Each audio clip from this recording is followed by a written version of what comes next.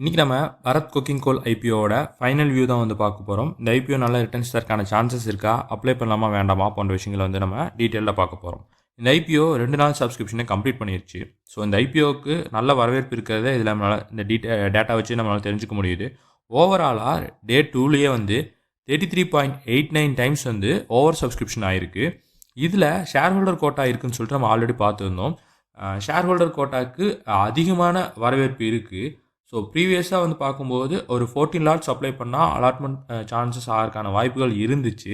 தற்போது நீங்கள் 14 lots apply பண்ணால் கூடவே வந்து ஷேர் ஹோல்டர் கோட்டாவில் அலாட்மெண்ட் ஆகிறதுக்கான சான்சஸ் வந்து டஃப்பாக தான் இருக்க போகிற இதுதான் வந்து இந்த டேட்டா இண்டிகேட் பண்ணுது.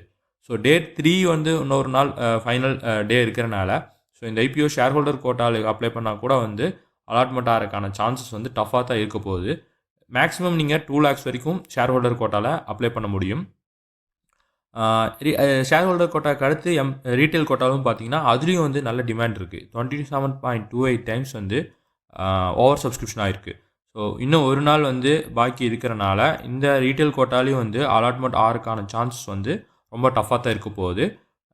இதுக்கடுத்து என்ஐஏ கோட்டாவும் வந்து 96 டைம்ஸ் வந்து ஓவர் சப்ஸ்கிரிப்ஷன் ஆகிருக்கு. இன்னும் வந்து இந்த ஐபிஓவில் QIB இன்வெஸ்டர்ஸ் வந்து ஃபோக்கஸே பண்ணல. யூஸ்வலாக வந்து டே 3 தான் பண்ணுவாங்க.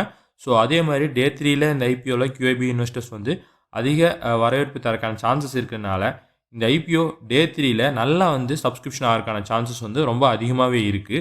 ஸோ ஓவராலாக இந்த ஐபிஓ நல்ல சப்ஸ்கிரிப்ஷன் டே 2லேயே வந்து ஆகியிருக்கிறனால இந்த ஐபிஓவுக்கு நல்ல டிமாண்ட் இருக்க சான்சஸ் வந்து அதிகமாக இருக்குது. ஸோ இதன் காரணமாக இந்த ஐபிஓவோட லேட்டஸ்ட் கிரே மார்க்கெட் ப்ரீமியம் தற்போது 10 ரூபாயை வந்து ட்ரேட் ஆகிட்டு இருக்கு.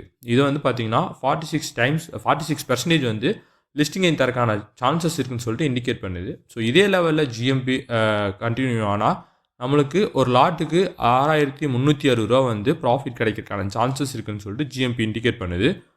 பட் இந்த ஜிஎம்பி வச்சு இதே லெவலில் வந்து லிஸ்டிங் கிடைக்கும்னு சொல்லிட்டு நம்ம உறுதியாக சொல்ல முடியாது. மார்க்கெட் சுச்சுவேஷன் வந்து ரொம்ப முக்கியமாக இருக்கும். லிஸ்டிங் அன்னைக்கு வந்து மார்க்கெட் சுச்சுவேஷன் வந்து ஃபேவரபுளாக இருக்கணும். அதுக்கு குளோபல் லெவலில் வந்து சில டென்ஷன்ஸில் இருக்குது. ஸோ அதோட இம்பேக்ட் வந்து மேபி நம்ம மார்க்கெட்டையும் அஃபெக்ட் பண்ணுறதுக்கான சான்சஸ் இருக்கிறனால மேபி இந்த லிஸ்டிங்கில் அஃபெக்ட் ஆகிறதுக்கான சான்சஸும் இருக்குது.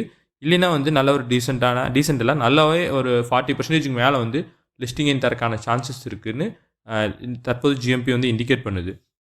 ஸோ இன்னும் ஒரு நாள் தான் இந்த ஐபிஓ ஓப்பனாக இருக்கிறனால நீங்கள் சீக்கிரமாக இந்த ஐபிஓ அப்ளை பண்ணிக்கிறது பெட்டராக இருக்கும்.